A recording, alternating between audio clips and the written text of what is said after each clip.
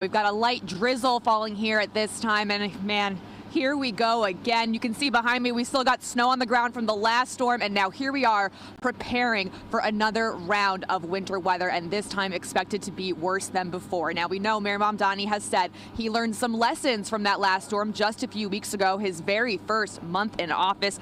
That record-breaking cold streak, which left 18 New Yorkers dead, is something that he says his office took away lessons from. We saw the garbage piled up on city streets. We saw the bus stops that were blocked. He says those things he's learning from and going to put them in place to keep the city safe during this storm.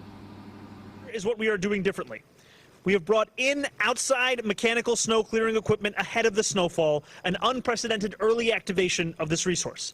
We are expanding geocoded tracking of bus stops, unsheltered stops, crosswalks, and pedestrian ramps to improve the rate at which they are cleared. We are also mandating that a path of at least 4 feet must be cleared across all sidewalks to accommodate wheelchairs. And we know that there will be a lot of people working very, very hard to keep the city safe during this storm. 2,600 sanitation workers working long 12-hour shifts to help keep those streets and those sidewalks clear. And we know that there is a code blue in effect as well in an effort to get people shelter who may need it and to bring homeless people in from off the streets.